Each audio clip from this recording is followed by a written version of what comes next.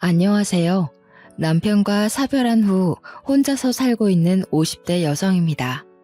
남편을 잃고 인생이 끝난 줄 알았는데 로또에 당첨된 것처럼 인생이 180도 바뀌어버리고 말았습니다.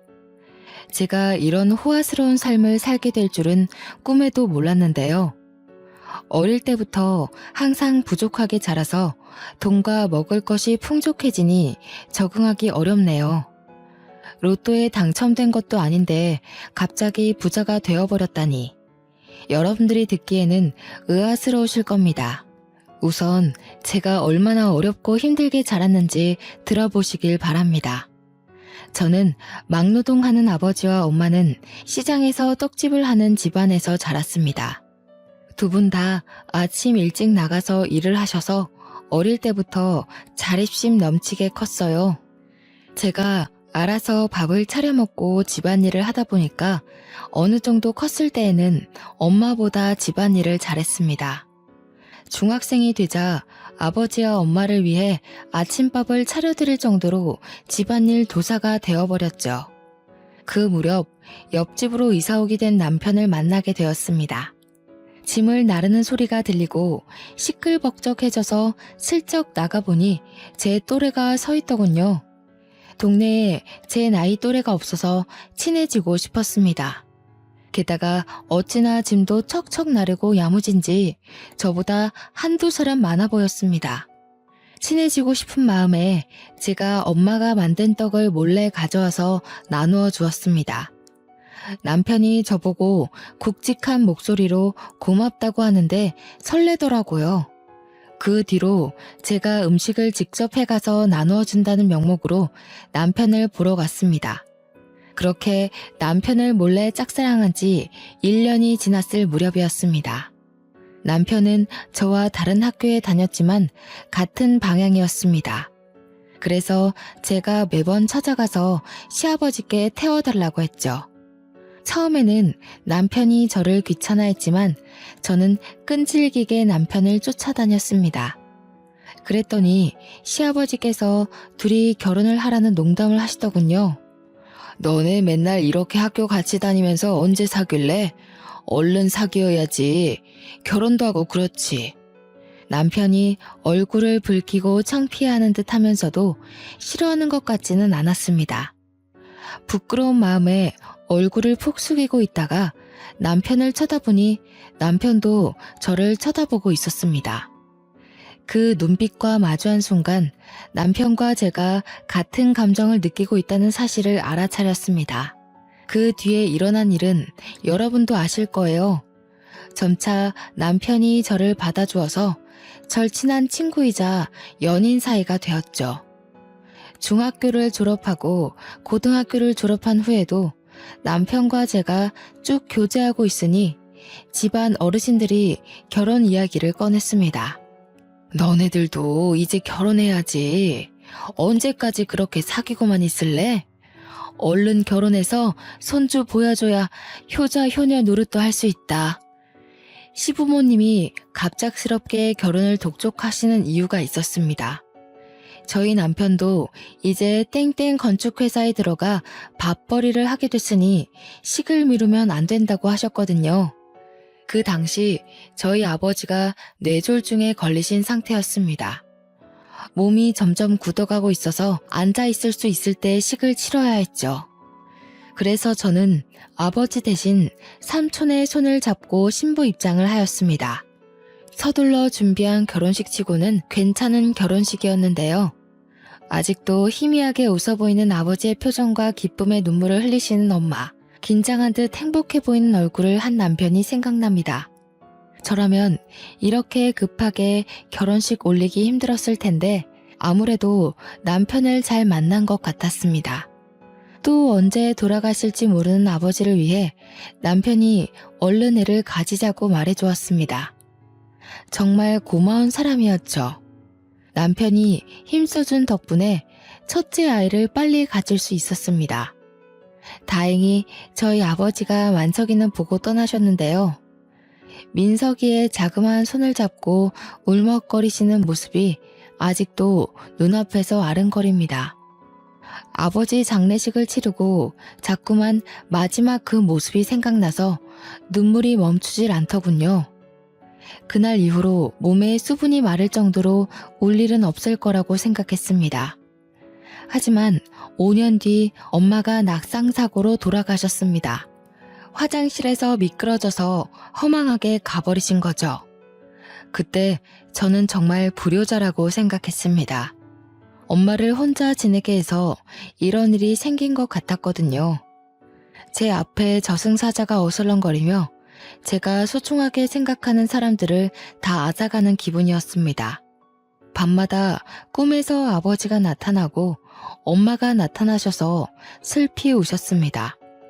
하지만 제게는 소중한 아들과 다정한 남편이 옆에 있었기에 힘을 내서 현실을 잊으려 노력했습니다. 그렇게 이들이 고등학교를 졸업하고 대학교를 입학할 시기였는데요. 저희 가족에게 또 커다란 시련이 찾아오고 말았습니다. 점점 제 머릿속에서 잊혀져 가던 엄마가 다시 제 꿈속에 나타나 슬피 울더라고요. 너무 슬퍼서 꿈속인데도 눈물을 뚝뚝 떨어뜨릴 정도였어요. 잠에서 깨어났더니 눈물로 베개가 흠쩍 젖어 있었고 마치 우울증에 걸린 사람처럼 온몸에 힘이 빠져서 정신을 차릴 수가 없었죠. 비몽사몽 일어나서 화장실을 가려던 순간 전화벨이 무섭게 울렸습니다. 직감적으로 두려움이 느껴졌습니다. 이 전화를 받는 순간 무슨 일이 일어나겠구나 싶어서 손을 떨면서 전화를 받았습니다. 저희 집에 전화를 건 이는 남편의 건축회사였습니다. 여보세요? 저 땡땡 건축회사 소장입니다. 지경 반장님 사모님 되시죠? 저 반장님이 많이 다치셔서 얼른 와보셔야 할 것 같습니다. 여기 땡땡 병원인데 반장님 긴급 수술 중입니다. 그 말을 들은 순간 제가 뭘 맨발 바닥으로 나간지도 모르고 뛰쳐나갔습니다. 부모님도 잃게 된 상황에서 제정신이 아니었던 거죠. 남편 이름을 외치면서 미친 사람처럼 달리다가 아무 차나 붙잡고 제발 땡땡 병원까지 가달라고 외쳤습니다. 모르는 사람 차를 얻어타서 땡땡 병원으로 가보니 저희 남편이 싸늘한 주검이 되어 누워있더군요. 소장이 제가 남편 옆에 풀썩 주저앉아 남편 이름을 부르자 와이프라는 사실을 눈치챘는지 모든 사실을 다 이야기해 주었습니다. 최 반장님이 10층에서 떨어지는 철제물에 맞아서 이렇게 됐습니다. 죄송합니다, 사모님. 하필이면 그때 최 반장이 안전모를 안 쓰고 있는 바람에 명을 달리한 것 같다고 하더라고요. 그 뒤로 소장이 무어라 위로의 말을 건넸는데 귀에 들어오지 않았습니다. 남편이 죽었다는 것만으로 충격적인데 전업주부로 살고 있는 저는 금전적인 문제까지 휘말리고 말았습니다. 겨우 남아있는 돈으로 남편 장례식을 치르니 한 푼도 남아있지 않았거든요. 당장에 아들 대학 등록금도 될 수 없었고 다달이 나가는 집세도 당연히 낼 수 없었습니다. 이제 제가 직접 돈을 벌어야 했지만 막상 사회에 뛰어들자니 정신적으로 참 힘들었습니다. 어릴 때는 쭉 집안일만 하다가 성인이 되자마자 남편과 결혼했으니까요. 그러고 아들이 성인이 될 때까지 단 한 번도 돈 벌어오는 일을 한 적이 없었습니다. 하지만 곧 대학교를 입학하는 아들을 위해서 어떻게든 먹고 살려고 발버둥 쳐야 했죠. 그래서 결국 친구들이랑 형제들에게 전화에 돈을 빌리는 지경까지 찾아왔어요. 한 푼이라도 빌려줄 줄 알았던 친구들이랑 형제들이 모두 다 저를 피하거나 돈이 없다고 말하더군요. 월세 낼 돈이 없어서 이러다 집에서 쫓겨난다고 해도 소용이 없었습니다. 제가 무릎 꿇다시피 빌어도 어쩔 수 없다는 반응이었는데요. 결국 제일 손을 뻗기 싫었던 시댁을 찾아가 시어머니를 뵀습니다. 자존심을 다 버리고 찾아간 것인데 시어머니는 참으로 모질게 구셨습니다. 내가 미쳤니? 너 같은 것한테 돈을 빌려주게? 너도 제정신이 아니구나. 우리 아들 장례식장에서 그런 소리를 듣고도 나한테 돈을 빌리러 와? 사실 남편 장례식장에서 난리가 난 적이 있었습니다. 시어머니가 저를 보자마자 뺨을 때리면서 남편 죽인 년이라고 욕을 하셨거든요. 저는 귀한 아들이 갑자기 세상을 떴으니 이성을 잃으셔서 그런 줄 알았습니다. 그런데 사고로 죽은 남편이 제 탓이라뇨. 너무 억울해서 눈물이 났죠. 시어머니가 제 등을 떠밀면서 내쫓아 버리길래 울면서 시댁을 나왔습니다. 어떻게든 돈을 마련하기 위해 아등바등 일했지만 살고 있는 집세를 내는 것만으로도 빠듯해서 자꾸만 대출을 받을 수밖에 없었습니다. 결국 마지막 지인이라고 생각했던 초등학교 동창들에게 돈을 빌리기 위해 동창 모임에 간 적이 있었습니다. 최대한 잘 차려입고 동창들에게 돈을 빌려줄 수 있냐고 물어보려고 했죠. 그런데 제가 길을 헤매다 늦게 도착하였습니다. 서둘러 가게 문을 열고 들어갔는데 동창들이 제 이야기를 하고 있었습니다. 명화 걔 남편이 죽어버렸잖아. 건축일 하다가 떨어지는 철제물 같은 거에 맞아버렸대. 그래서 걔 돈 빌리고 다닌다던데. 설마 여기서 돈을 빌리려고? 걔도 어지간히 급한가 보다. 가족들한테나 도와달라고 그러지. 우리한테 왜 그래? 저는 당연히 이 대화를 듣고 그대로 가게를 나왔습니다. 동창들이 모임에 왜 오지 않았냐고 연락조차 안 하더군요. 사람들이 제게 하는 행동들을 보고 인생을 잘못 살았다는 생각이 들었습니다. 원래는 활발하고 누굴 만나서 이야기하는 걸 좋아하는 성격이었지만 그 일을 겪은 후로 180도 바뀌어버리고 말았습니다. 사람들이 아무리 잘해줘도 경계하고 믿지 않게 되었죠. 돈에 허덕이는 저를 보고 아들은 대학도 포기해버렸습니다. 저는 꼭 대학교를 다니게 해주고 싶어서 아등바등 빌리려 했었지만 아들은 스스로 공부에 뜻이 없다며 집안 상황이 좋지 않으니 대학교를 가지 않는 게 맞다고 저를 설득했습니다. 성인이 된 아들은 오토바이를 싼값에 구해서 배달 아르바이트를 하며 돈을 벌기 시작했습니다. 혼자 버는 것보다 둘이서 벌기 시작하니 경제적으로 숨통이 탁 트이기 시작했어요. 하지만 1개월도 안 돼서 새벽에 배달을 하던 아들이 음주운전 차량에 치여 한순간에 저 세상으로 떠나고 말았습니다. 경찰에 연락을 받았을 땐 아무 생각이 들지 않았습니다. 그저 저에게 가족이란 연을 전부 끊어내려는 신을 원망할 수밖에 없었습니다. 불쌍한 엄마 생각해서 가고 싶었던 대학도 포기하던 착한 아들이 세상을 떠나자 더 이상 저에게 세상 살아갈 힘이 남아있지 않았습니다. 나쁜 생각도 안 해본 건 아니지만 만약 내가 허망하게 세상을 떠나면 하늘에서 우리 아들 볼 면목이 없을까봐 그런 생각까지 도달하자 조금은 힘을 낼 수 있었습니다. 가족 없이 혼자 살기에 컸던 아파트에서 나왔습니다. 그리고 아파트 보증금으로 단칸방에서 살다가 고시원 생활까지 하게 되었습니다. 그 뒤부터는 숙박이 가능한 공장에 들어가 죽은 듯이 일만 했는데요. 겨우 돈을 모아서 길거리에서 포장마차를 차렸습니다. 거기서 모은 돈으로 술집을 차리게 되었죠. 술집을 오랫동안 하면서 주변 상인들과 많이 친해졌지만 정을 많이 주지 않았습니다. 여기서도 제가 아무리 잘해줘도 내가 힘들 때 도와줄 사람은 없을 것 같았거든요. 그러다 폐지를 줍는 할머니를 만나게 되었습니다. 장사를 하다가 쓰레기를 내놓으려고 가게 밖을 나가보니 웬 할머니가 쓰레기 더미를 뒤지고 있더군요. 그 모습을 보니 돌아가신 어머니가 생각났습니다. 동시에 꼭 저 같다는 생각이 들었죠. 제가 독하게 마음먹고 일하지 않았더라면 노년에 저러고 있었을 것 같았습니다. 그때 갑자기 할머니가 제게 다가와 구걸을 하기 시작했습니다. 불쌍한 마음에 제가 가게 안에 있던 폐지를 가져와 드리는 순간 흠칫 놀라고 말았습니다.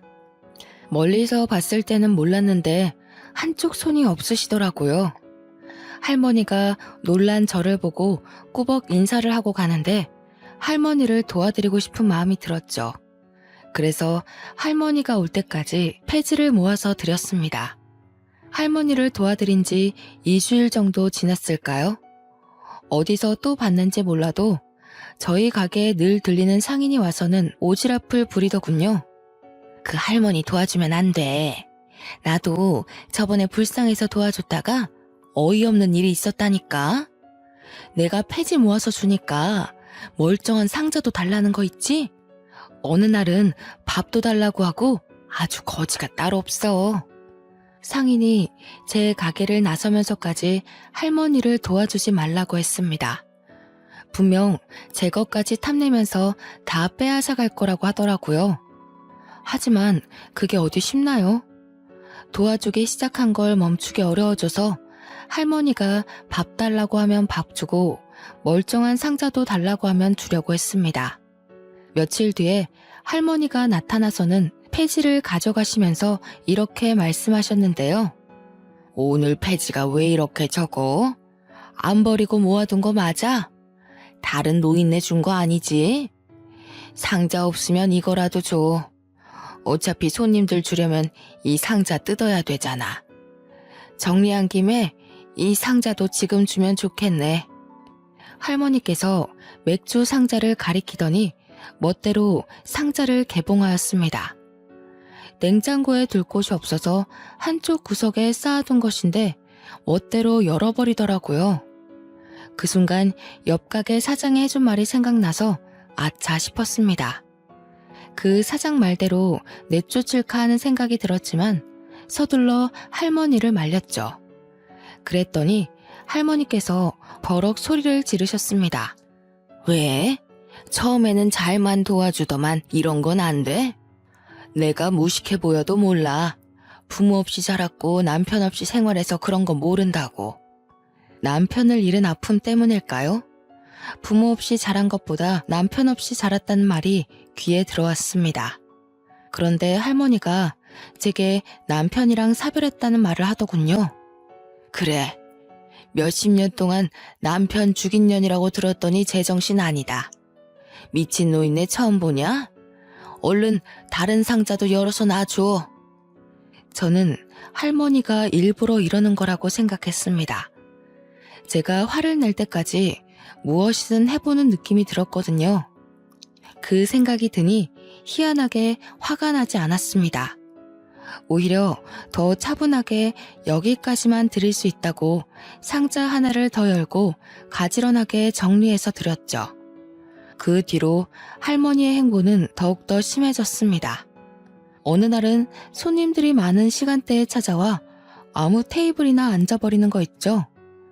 뒤에 손님이 기다리고 있어서 서둘러 할머니에게 다가가니 오히려 제게 호통을 치셨습니다. 설마 내쫓으려는 게야? 나도 손님이야. 기다렸다가 앉은 거니까 얼른 술상 내와. 당연히 거짓말이라고 생각했지만 손님들 앞에서 언성을 높일 수 없었습니다. 손님들에게 양해를 구하고 술상을 차려와 할머니께 드렸죠. 그래놓고 계산도 하지 않고 가버렸습니다. 이런 일이 계속해서 생기니 저도 지치더군요. 당연히 할머니의 이런 행보는 동네에 제대로 소문이 나버렸으니 한날 상인들은 제게 찾아와 물었습니다. 내가 저번에 보니까 폐지 줍는 할머니가 멋대로 들어가서 밥 먹고 나오는 것 같던데 맞아? 나도 불쌍해서 도와줬더니 밥 달라고 하고 돈 달라고 하고 나중에는 가게도 달라고 할 것 같더라고. 당한 사람이 한둘이 아니야. 상인들이 할머니 뒷담을 하길래 손사래를 치며 너무 그러지 말라고 했죠. 그랬더니 상인들이 오히려 화를 내며 저를 나무랬습니다. 자네도 다 받아주지 마. 오냐오냐 받아주니까 아직까지 이 동네에 있는 거 아니야. 자네도 따끔하게 한마디 해서 확 쫓아내자고. 그 노인네 때문에 장사 안 돼서 미쳐버리겠어. 난 바로 옆집이라서 힘들어. 할머니가 소란 피우면 우리 가게에 있던 손님들이 다 나가서 쳐다보고 있다고. 상인들이 이런 식으로 눈치를 주길래 알겠다고 하고 돌려보냈습니다. 민폐 끼쳐서 미안하다고 외치며 상인들을 내보내던 와중 전봇대 뒤에 숨어있던 할머니와 마주쳤는데요. 아무래도 상인들끼리 하는 말을 엿들은 것 같았습니다. 저랑 눈이 마주치자 바로 등을 돌리고 가버리더군요. 그 모습을 보니 동창 모임에서 뒷담을 듣고 집으로 돌아가는 제 모습이 생각났습니다. 안쓰러운 마음이 들어서 할머니가 다시 찾아오길 기다렸죠. 3일 뒤에 할머니가 가게 앞을 지나가길래 서둘러 불러서 밥을 먹자고 했더니 할머니가 신경질을 부렸습니다. 밥은 무슨, 내가 무슨 거지인 줄 아나? 먹고 왔으니까 됐어.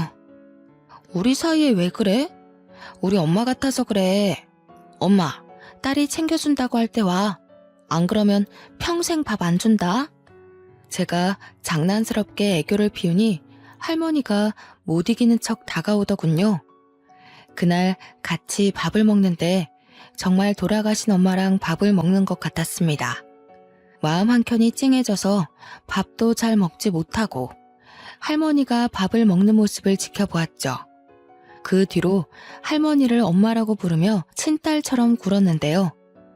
할머니도 저한테서 마음의 문을 열었는지 예전처럼 찾아와서 장사를 방해하거나 상자를 마음대로 가져가지 않았습니다.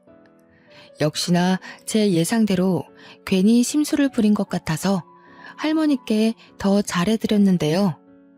그날도 할머니가 밥을 먹으러 왔길래 상을 차려드렸습니다. 천천히 잡수시라고 말했는데 갑자기 제게 이런 말을 꺼내더라고요. 너 그 소리 못 들었어?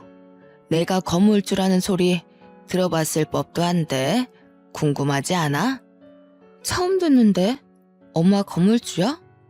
근데 그게 무슨 상관이야. 내 거물도 아닌데.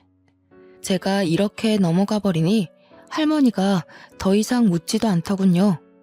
저는 할머니가 거물주라고 생각하지 않았습니다. 상인들이랑 대화를 하다가 할머니 생각이나 물어보았지만 저랑 친한 상인이 말하길 그 할머니가 노망 난 것 같다고 하였습니다.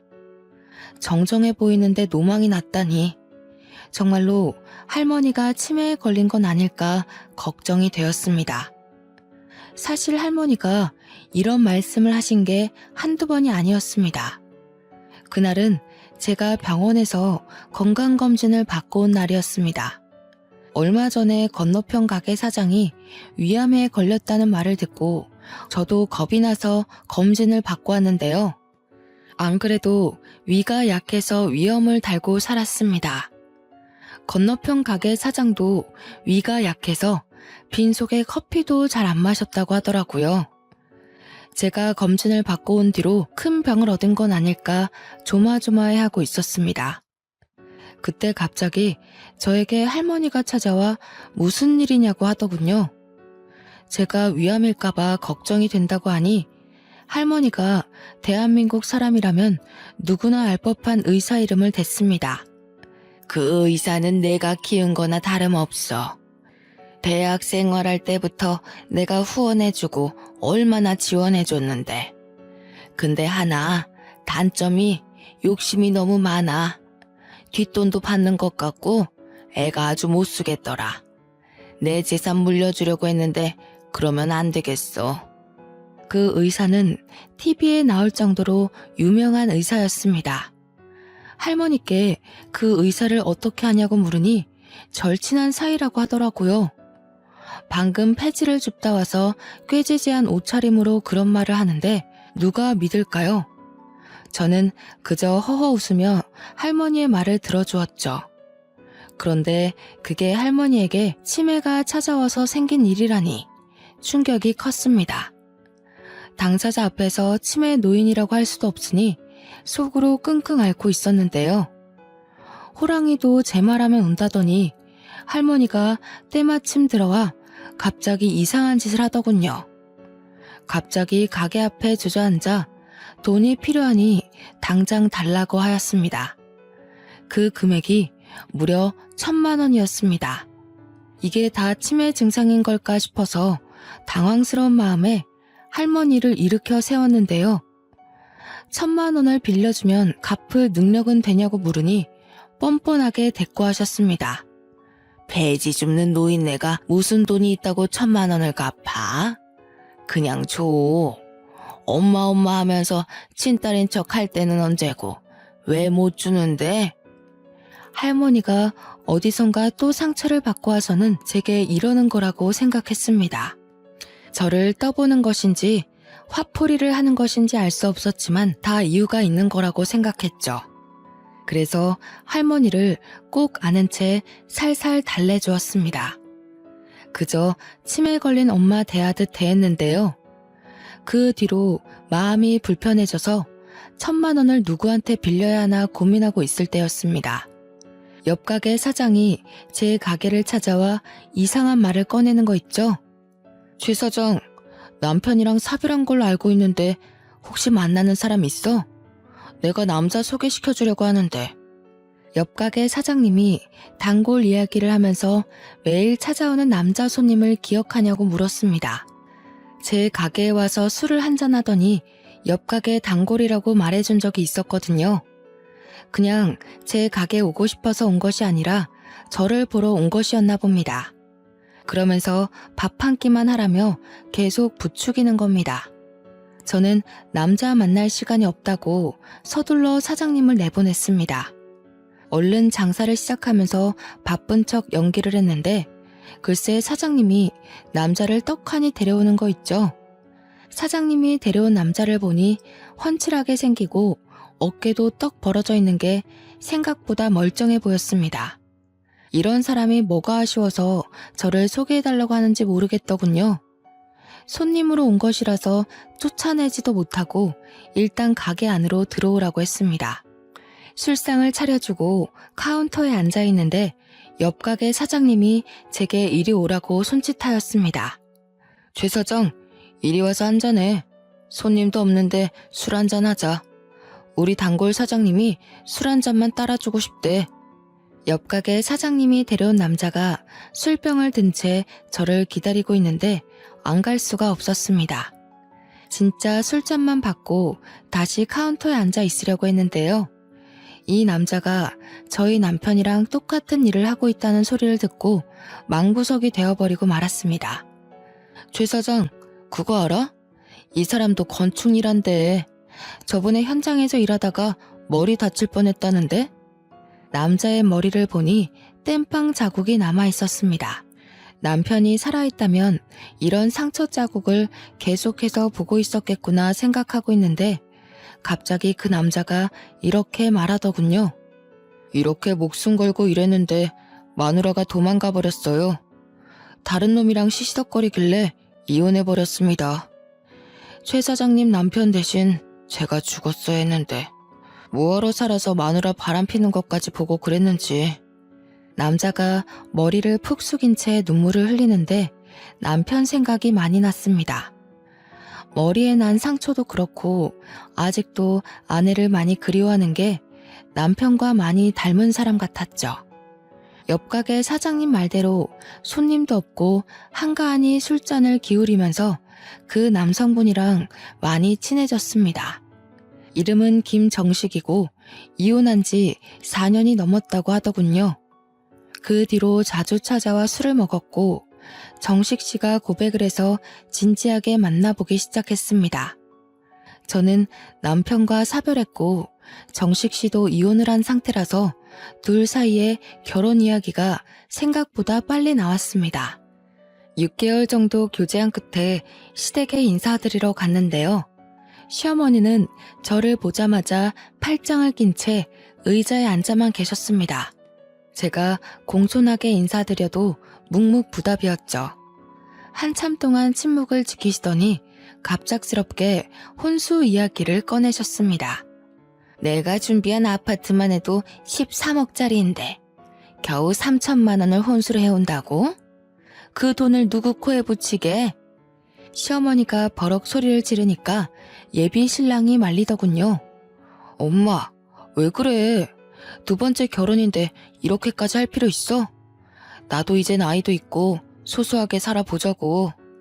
소소하게 살긴 뭘 소소하게 살아? 그런 건 젊었을 때나 하는 짓이야. 지금 소소하게 살면 얼마나 볼품없는데. 내가 아파트 안 주면 둘이서 어디서 살게? 네가 이혼하고 큰 집 필요 없다고 살던 곳 팔아버리더니 이제는 그 투룸짜리 집에서 쪼잔하게 살 거냐? 투룸이 뭐 어때서 그래. 그리고 나도 모아둔 돈 있어. 우리 알아서 살 테니까 제발 엄마 그러지 좀 마.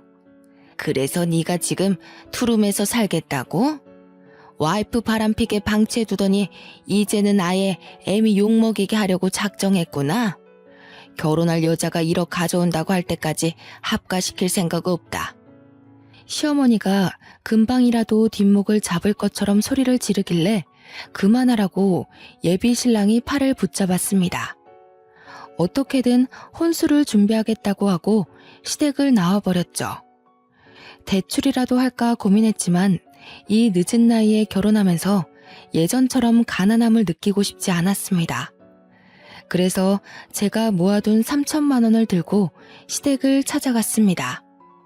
연락을 하고 갔어야 했는데 시어머니가 무서워서 일단 무작정 초인종을 눌러보려고 했는데요. 현관문이 열려 있어서 빼꼼 내다보니 시어머니가 소리를 지르고 있었습니다. 그곳에 예비 신랑도 있는 것 같았죠. 도대체 왜 이러는 거야? 내가 첫 번째 결혼할 때는 아니랬잖아. 내가 좋아하는 여자라면 얼른 결혼하라고 할 때는 언제고 두 번째는 왜 이러는 건데? 그때랑 지금이랑 똑같니? 내가 결혼 막 시키는 바람에 일이 이렇게 된 거 아니야. 딱 보니까 네가 여자 볼 줄 모른다. 그것도 얌전해 보여서 요조 숙녀처럼 잘 지내겠다 싶었는데 다른 남자랑 바람핀 거 아니야? 네가 목숨 걸고 일하다 다쳤는데 그것이 병문안이라도 와봤어? 다른 놈이랑 뒹구느라 네가 죽든 말든 신경도 안 썼잖아. 그 말이 왜 지금 나오는 건데? 그래서 이혼했잖아. 이혼한 거니까 된 거 아니야? 그 여자도 남편 죽어서 사별한 거라며? 그 여자 남편도 너랑 똑같은 일 했다는데 어떻게 결혼시켜? 그리고 얼마나 기가 세면 지 남편이랑 아들까지 모조리 세상을 떠난다니? 그런 것 하고 어떻게 너를 결혼시켜? 내가 점도 보고 왔는데 점쟁이가 그것이 내 아들 죽일 게 뻔하대. 그 여자 가족이 되면 전부 죽는 팔자라고 하더라. 1억 해오라는 것도 헤어지게 하려고 일부러 그런 것이니까 당장 헤어져라. 1억 구해오면 1억 더 해오라고 할 테니까. 거짓말하지 마. 점쟁이 때문이 아니라 아버지 빚 때문에 이러는 거잖아. 다 늙은 노인이 무슨 부귀영화를 누리겠다고 도박을 해? 이렇게 자식 인생 망치니까 좋아? 저는 그 말을 들은 순간 조용히 뒤돌아서 나올 수밖에 없었습니다. 제가 전생에 무슨 죄를 지었던 걸까요? 어쩔 수 없이 남편과 아들을 잃은 것뿐인데 사람들이 저를 벼랑으로 내모는 것 같았습니다. 내 편은 더 이상 만들지 못하는 것인지 싶어서 하염없이 눈물만 흘렸죠. 어느 정도 행복해졌다고 생각했는데 저는 동창 모임 때처럼 아직도 처량한 신세였습니다. 어차피 마음을 열어도 믿었던 사람들이 저를 비난할 테고 저한테 손가락질할 거라는 생각에 사람들이 쳐다보든 말든 오열하였습니다. 집 가는 내내 엄마 잃은 아이처럼 대성통곡을 해버렸는데요. 그때 갑자기 할머니가 저를 보고 왜 그러냐고 물었습니다. 할머니가 울지 말라고 소매로 제 눈물을 닦아주고 있는데 정말 엄마같이 느껴졌습니다. 평소에 할머니를 엄마라고 불렀어서 울면서 엄마라 부른 것인데 정말로 눈앞에 엄마가 있는 것 같았죠. 그래서 저도 모르게 시댁에서 있었던 일들을 다 말해버렸습니다. 그 말을 다 듣고 있던 할머니께서 갑자기 품속에서 돈봉투를 꺼내주더라고요. 1,000만 원짜리 수표 10장이 들어있을 거다. 너 주려고 내내 가지고 있던 거야. 널 진짜 딸이라고 생각하니까 주는 거다. 나 폐지만 줍고 다니는 노인네 아니다. 네가 장사하고 있는 건물이 내 건물이야. 제가 1층에 새 들어있는 6층짜리 건물을 가리키니 할머니가 맞다고 하였습니다. 믿을 수 없다고 하니까 그럼 그 돈이 어디서 났겠냐고 하는 거 있죠? 실제로 할머니의 옷은 가격대가 나가 보였습니다. 게다가 어디서 사는지 몰라도 늘 씻고 오는 듯 했죠. 대화도 해보니 그 나이에 무려 대학도 나왔다고 했고 아는 것도 많아서 의외라고 생각한 적도 있었습니다. 제가 얼떨떨한 표정으로 1억이 든 봉투를 바라만 보고 있으니 할머니는 호탕하게 웃으며 꽤 충격적인 말을 해주셨습니다. 네가 남보다 나으니까 그런 거다. 내 자식들은 내가 사고로 손이 없어지니까 나 몰라라 하더라. 지들끼리 양로원에 집어넣자고 하고 재산 이야기만 하면서 쑥덕거리길래 아예 영 끊었다. 자식들 몰래 이사 온 거라서 자식들은 내가 지금 어디 사는지도 몰라. 그딴 놈들한테 재산 물려주느니 차라리 사회에 환원하려고 했는데 정부 놈들을 믿을 수가 있어야지. 할머니 말로는 건물주인 줄 알고 싹싹하게 고는 상인들한테 테스트를 해봤다고 합니다. 사실 건물주가 아니고 폐지를 주우러 다닌다는 사실을 알리니 상인들 태도가 싹 바뀌었다고 하죠. 그 뒤로 상인들이 몇 번이나 바뀌어서 할머니가 건물주라는 소문이 전부 사라져버린 거죠. 대신 할머니가 무전 취식하면서 폐지 주우러 다니는 노인이라는 소문이 자리한 것인데요. 그 상태로 건물주라는 소리를 하니 아무도 믿지 않아서 할머니가 그런 사람들을 시험해 본 것입니다. 내가 몇 년을 속여봤는데 사람들은 다 똑같더라. 내가 나중에 건물주라고 밝히니까 다들 이용해 먹으려고 하더라고. 그래서 주는 거다. 너는 내 친딸들보다 낫다. 그러니 얼른 받아라. 할머니가 그 돈을 쥐어주면서 시댁에 얼른 가보라고 하였습니다. 점쟁이 말만 믿고 귀한 며느리 내친 시어머니를 혼쭐 내고 오라고 하더군요. 그래서 할머니 말대로 시댁에 찾아가 1억을 시어머니 눈앞에서 살랑살랑 흔들었습니다. 시어머니는 수치심도 없는지 진짜로 1억을 구해올지 몰랐다며 놀란 토끼 눈이 되어 있었습니다. 어머님, 왜 안 받으세요? 여기서 1억 더 필요하세요? 그럼 가져올게요. 사실 어머님께서 하신 말씀 다 들었어요. 1억을 가져와도 1억을 더 가져오라고 말씀하시려고 했잖아요. 어머님, 생각보다 저희 집안에 돈이 많아서 1억은 물론 10억, 100억까지 가져올 수 있어요. 아니, 부모님이 대체 뭐 하시길래? 설마 친척들한테 부탁한 거니? 그건 어머님이 아실 거 없고요. 100억은 넘게 가져올 수 있지만 이제 제가 어머님 집안으로 들어갈 생각이 없어졌어요. 제가 이렇게 말하니 시어머니 입이 점점 벌어지더군요. 자리에서 일어나 가버리려고 하니까 제게 매달려 소리치기 시작했습니다. 잠깐만. 내가 점쟁이 말에 홀려서 머리가 어떻게 됐나 보다. 우리 이러지 말고 대화를 좀 해보게. 응? 이건 놓으세요. 저는 이런 집안이랑 같이 살 수 없어요. 그리고 저랑 가족이 되면 다 죽는다고 어떤 점쟁이가 그랬다면서요. 그런데 눈앞에 1억이 있으니까 가족의 연을 맺고 싶어졌나요? 이제 보니 어머니 참 간사하네요. 얘야, 내가 미안하다. 나는 네가 이런 사람인 줄 모르고 점쟁이 말만 듣고 무작정 반대했던 거야. 네가 이렇게 능력이 있었으면 전보로 가지도 않고 바로 결혼시켰다. 너도 정식이랑 이혼한 여자가 어떤 것인지 알고 있잖아.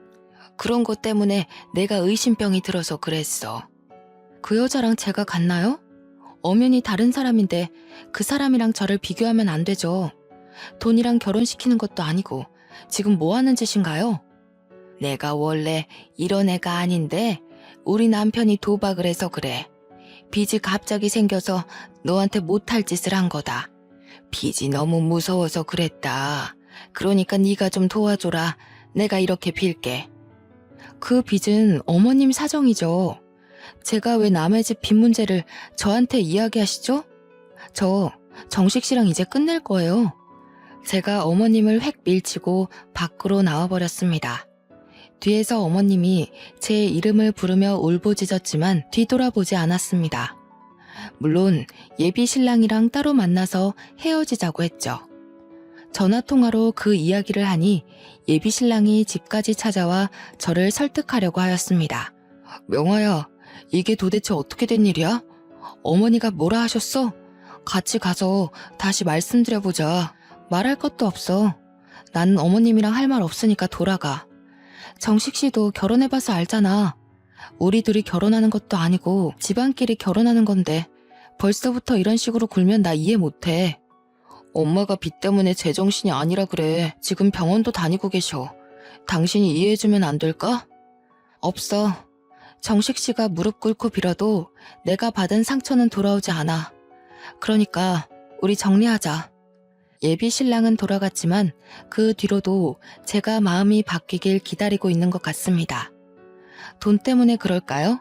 친구처럼 지내자고 제게 계속해서 연락을 하고 있어서 마음의 문이 닫히고 말았습니다. 게다가 어머님도 계속해서 연락이 오고 있습니다. 며칠 전에도 제게 전화가 와서 받아봤는데요. 울먹거리면서 저한테 하소연을 하시더라고요. 얘야, 진짜 우리 정식이랑 안 만나줄 거니? 우리 아들한테 들었다. 우리 아들이 계속 만나자고 해도 안 만나준다며. 지금 만나는 남자도 없다며. 한 번만 만나주면 안 되겠니? 아니요, 그럴 생각 없습니다. 지금 어머님 팔자 고치려고 아들 결혼시키시려는 거예요? 이제 차단할 거니까 제 번호 알아내서 연락하지 마세요. 명화야, 우리 명화, 내가 잘못했다. 제발 빚 좀 갚아다오. 시어머니가 애타게 제 이름을 불렀지만 전화를 뚝 끊어버리고 말았습니다. 한참을 망설이다 시어머니의 번호를 차단하긴 했는데요. 참 나쁜 사람이었지만 매정하게 구니 제 마음이 불편하더군요. 그럴수록 할머니와 지내는 시간을 늘리고 있습니다. 요즘 연애 생각도 없어서 바쁘게 장사일을 하면서 할머니와의 추억을 쌓고 있죠. 할머니랑 진짜 엄마처럼 가끔 여행도 가고 드라이브도 하고 있습니다. 서로 생일도 챙겨주고 할머니가 저희 남편과 아들의 기일날 납골당에도 함께 가주었습니다. 피 하나 안 섞인 남이랑 가족같이 지내게 될 줄은 몰랐네요. 제가 할머니를 엄마 하며 잘 챙겨드리니 재산을 저에게 다 물려주시겠다고 합니다. 저는 안 그래도 된다고 해도 기어코 그렇게 하겠다고 유서까지 미리 적어놓으셨는데요. 그 유서를 보고 있으니 인생이란 정말 새옹지마 같다는 생각이 들었습니다. 아버지가 막노동 일을 하시고 엄마가 떡을 파는 집안에서 태어나 정말 가난하게 살았는데 부모와 남편 그리고 아들까지 차례로 잃는 슬픔을 견뎌내야 했습니다. 이제 누구한테 기대야 하나 싶었는데 재혼할 남편이 아닌 피 한 방울 안 섞인 남의 도움으로 어려움을 이겨내게 됐네요. 피는 물보다 진하다는 말이 있습니다. 저도 그 말을 믿고 지내왔는데 피를 나눈 가족끼리만 정이 깊은 것이 아니라는 생각이 들어서 이렇게 제 사연을 보내봅니다. 여러분들이 들어도 정말 신기하지 않나요? 어떻게 생판 모르는 남이 제 인생을 이렇게 바꿔주고 도와줄 수 있는 걸까요? 여러분들도 힘이 들 때마다 제 사연 들으면서 나도 언젠가 좋아지겠지 싶은 마음이 드셨으면 좋겠습니다. 여러분들에게도 저처럼 은인이 찾아와 인생길이 훤히 열렸으면 좋겠습니다. 저도 누군가에게 은인이 돼서 아프고 힘든 사람들을 도와주며 살도록 하겠습니다. 감사합니다.